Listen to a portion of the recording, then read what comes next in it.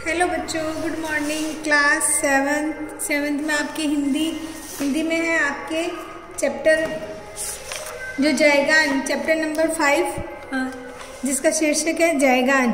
हमने यह कविता पढ़ी थी, इसके आज हम करते हैं अभ्यास प्रश्न। यह कविता जिसमें कवि जो है भारत का जयगान करते हैं, भारत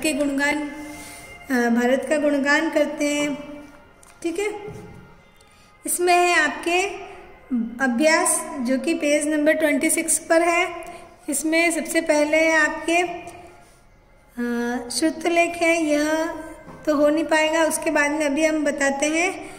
सेकंड प्रश्न है बताओ में है 3 प्रश्न है। इसमें सबसे पहला प्रश्न है कवि किसका गान करेगा। इसमें पूछा है कवि किसका गान करेगा। इसमें हमने बताया था जो कवि है सुब्रमण्य भारती जी। इसमें आप लिखेंगे कवि किसका गान करेगा, कवि अपने भारत देश का जयगान करेगा। ठीक है, मातृभूमि भी लिख सकते हैं, हमको लिखना है कवि अपने भारत देश का जयगान करेगा। ठीक है, उसके बाद में है आपके प्रश्न 2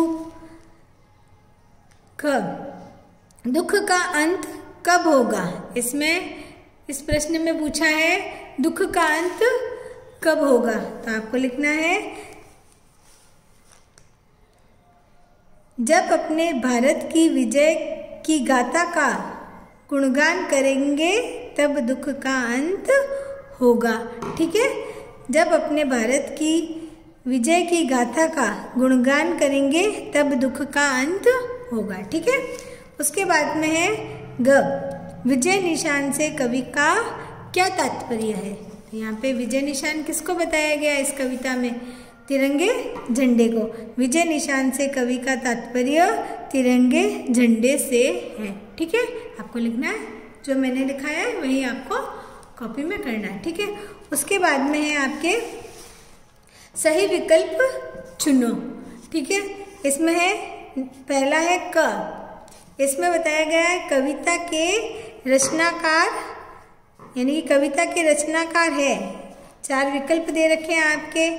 पहला है अ महादेवी, ब शिवमंगल, स सुब्रमण्य भारती या द नीरज। तो इसमें क्या आएगा स।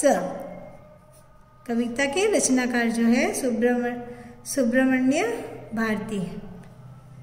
उसके बाद में कवि देश को बनाएगा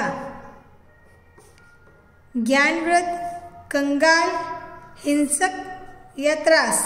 तो इसमें क्या आएगा ज्ञानव्रत। आपने कविता में पढ़ा था ना, कवि देश को क्या बनाएंगे ज्ञानव्रत। ठीक है, उसके बाद में पंक्तियों को पूरा करें, ये आपको खुद को करना है।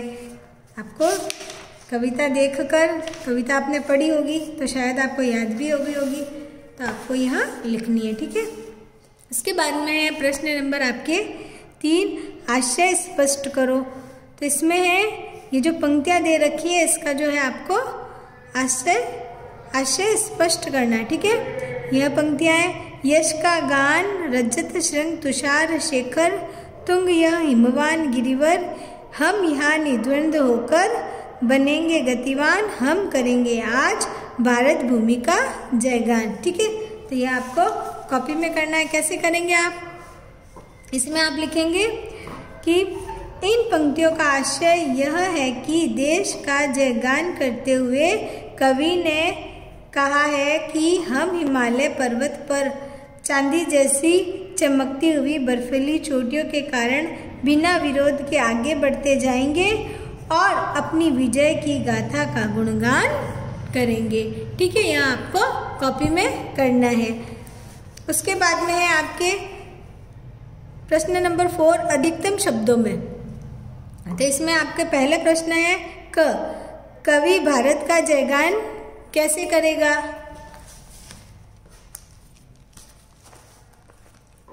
कवि राष्ट्रीय गौरव गरिमा का गुणगान कर भारत का जयगान करेगा, इसका यह उत्तर है। ठीक है, कवि भारत का जयगान कैसे करेगा।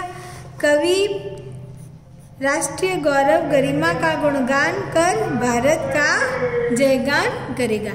ठीक है, उसके बाद में है ख, पोत दल से कवि का क्या तात्पर्य है। तो आपको उत्तर देना है।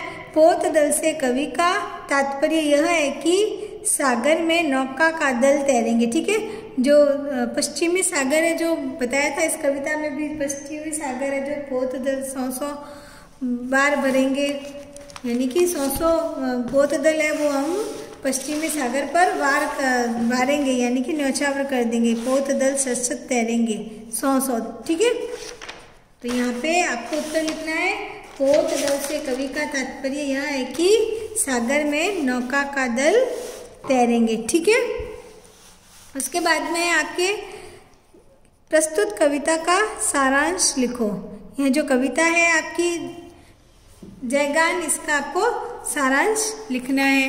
ठीक है, प्रस्तुत कविता के कवि सुब्रमण्यम भारती है। कवि कहता है, हम अपने देश का गुणगान करेंगे जिससे हमारे दुख दूर होंगे।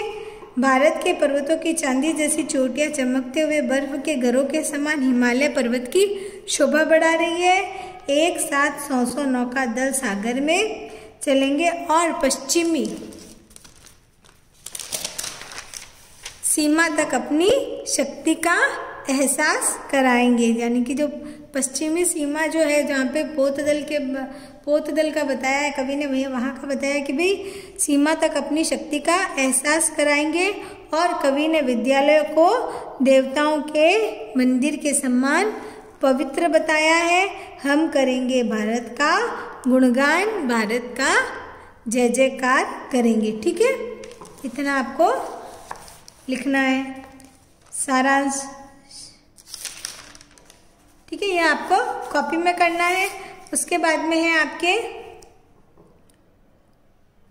भाषा से है। कुछ शब्द ऐसे होते हैं जिनके एक से अधिक अर्थ होते हैं, जैसे वृद्ध, बूढ़ा, बढ़ना, गति, चाल, मोक्ष। वैसे ही ऐसे शब्द अनेकार्थी शब्द कहलाते हैं। इनका अर्थ वाक्य में प्रयोग के संदर्भ में ग्रहण किया जाता है।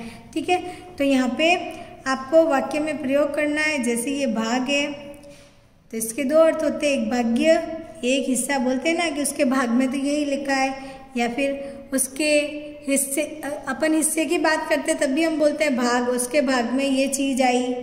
और किसी के भाग्य की बात करते तब भी हम बोलते थे ये भाग, यानी भाग्य और हिस्सा। पानी, यहाँ पे पानी दे रखा है, पानी यानी इज्जत, और एक पानी का मतलब होता है जल। पानी का मतलब जल होता है, बोलते हैं ना उसका तो पानी पानी उतर गया, यानी कि किसी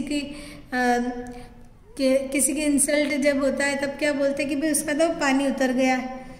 वैसे ही आपको ऐसे वाक्य बनाने हैं, जैसे कि मैंने बनाया भाग्य, सुहानी के भाग्य में दुख ही लिखा है। ठीक है, यहाँ पे हिस्से भाग्य का बनाया और यहाँ पे हिस्सा, रामू के हिस्से में पिता की थोड़ी जमीन ही आई। ठीक है, आप दूसरा भी बना सकते हैं। फिर है पानी, इज्जत और जल। मोहन की चोरी पकड़ी गई, तब उसकी इज्जत उतर गई। और फिर जल, हमें जल को बचाना चाहिए। ठीक है, थैंक यू बच्चों।